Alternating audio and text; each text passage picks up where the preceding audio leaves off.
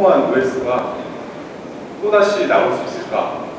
어떤 게 있을까 생각을 해보면 좀 없을 것 같긴 한데 혹시 그런 거에 대한 두려움이 있으셨는지 그리고 이제 그 리눅스라는 OS가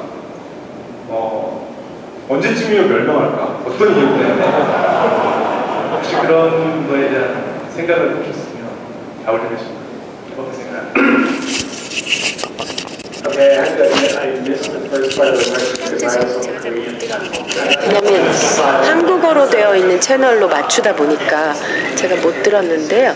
네, 뭐냐 하면 OS가 리눅스만큼 성공적인 OS가 나올까? 네, 제가 리눅스 창시자니까 좀 바이어스 될 수밖에 없겠죠. OS가 리눅스처럼 성공적이가 나오면 그쪽으로 가지 리눅스로 사용하지 않겠죠. 동시에 생각해 볼 수 있는 게요. 어떻게 보면 아주 어렵다. 뭐가 어렵냐? OS 시장에 진입하기가 어렵다는 것입니다. 진입 자체가 어렵다는 것이죠. 제가 리눅스 처음에 시작할 때요. 아마 이렇게 많은 사람들이 얘기를 했습니다. 도대체 왜 하느냐? 그러면서 뒤를 돌더니 다시 자기들만의 OS를 또 만들더라고요. 그러고선 이제 진행을 했는데요. 그러니까 일단 진입 자체가 어렵다. 그리고 리눅스 자체는 더 힘든 시기를 보냈다라고 말씀드릴 수 있겠습니다. 왜냐하면 지금 보니까 코드 라인 수만 1,500만 개가 되고요. 어떤 아키텍처를 보시더라도 그 서포트를 잘 받는 릴리스를 이렇게 한다라는 것, 새로운 OS를 만든다는 것, 그리고 리눅스에 대적할 만한 OS가 나온다라는 것 자체가 힘들 것이라고 말씀드릴 수 있겠습니다. 불가능하진 않습니다. 하지만 일부에서는 이렇게 불평을 하죠. 리눅스는 무료다. 그 다음에 리눅스는 어떤 하드웨어에서도 된다. 하지만 너무 크고 너무 규모가 크고 너무 복잡하다 이렇게 얘기하거든요. 그런데 그러면 그 공간에서 리눅스와 한번 경쟁을 해봐라 라고 도전을 해보고 싶고요. 그리고 새로운 OS를 한번 창시를 해봐라. 어떻게 보면은 OS가 아니더라도 하드웨어가 쓰일 수 있는 어떤 새로운 유스 케이스라도 만들어봐라 라고 얘기를 합니다. 베이직한 인프라라고 생각하실 수 있는데 정말 하고 나면 굉장히 열정을 가질 수밖에 없는 그런 일이죠. 제가 말씀드릴 내용은 바로 저에게 있어서는 글쎄요, OS끼리 경쟁하는 게 별 의미가 없는 것 같습니다. 그래서 개발 모델에 있어서도 지금 두 번째 질문으로 넘어가게 되는 것 같은데요. 리눅스가 언제쯤 사라질까? 글쎄요, 저는 안 사라질 것 같습니다. 왜냐면 개발자들이 이렇게 많으시고 이렇게 잘해주고 계시기 때문에 그렇고요. 그래서 제가 봤을 때는 아주 강력한 비즈니스 모델이라고 생각을 합니다. 그래서 리눅스를 사용하는 비즈니스도 많아지고 있고 그렇기 때문에 올바른 잘 되어 있는 OS를 원하게 되는 것이죠. 인프라도 잘 되어 있고 그리고 하드웨어 자체도 이 OS를 사용하는 하드웨어를 찾게 되고요. 그러면서 OS 자체도 계속해서 발전이 있을 것이다 라고 생각을 합니다. 예, 경제적인 측면에 있어서의 여러 가지 질문들을 하게 되는데요.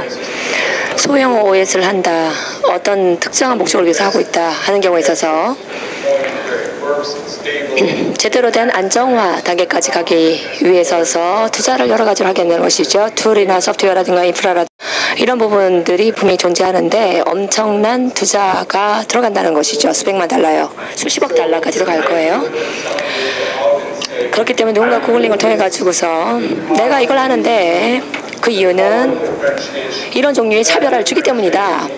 근데 그 차별화라는 것은 정말로 부가가치를 끌어내야 된다는 것이죠. 근데 이런 부분에 있어서 말하기 쉽습니다. 리눅스 커널을 가지고 있고 여기서 수정을 가해가지고서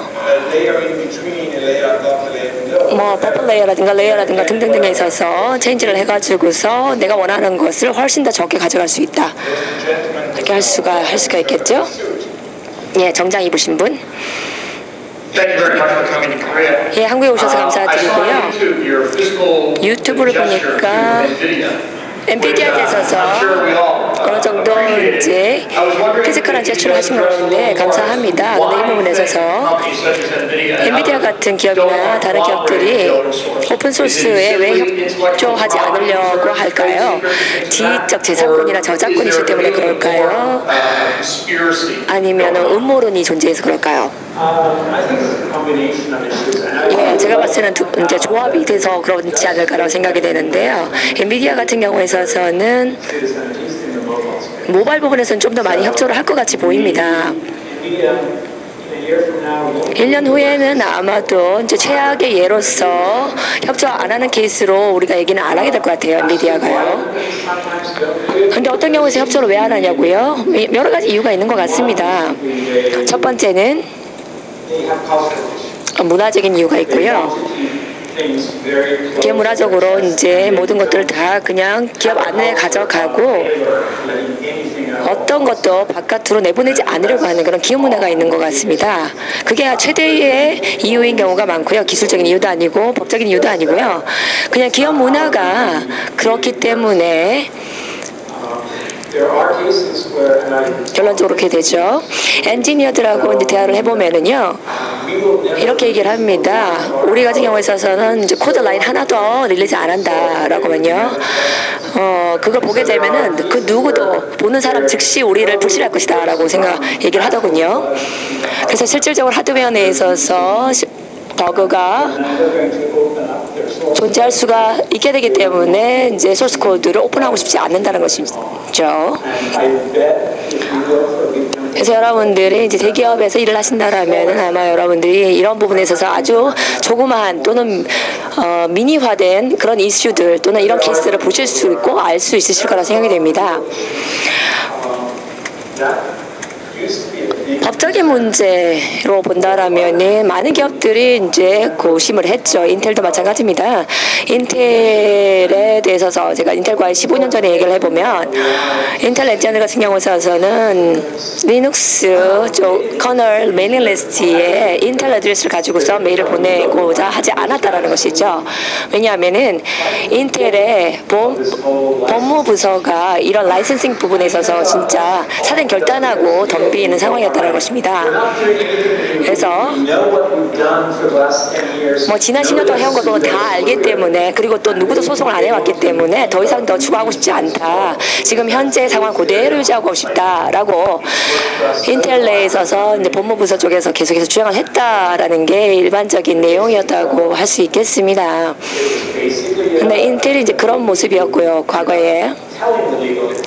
그래서 BP가 나서가지고서 법무부서한테 이렇게 얘기했죠. 이거는 이제 제대로 되는 거니까 이거를 픽스해라라고 얘기했기 때문에 이게 문제가 실제적으로 아니었고 그냥 변호사들이 긴장해서 오버리액트 했다라고 볼 수 있다는 것이죠.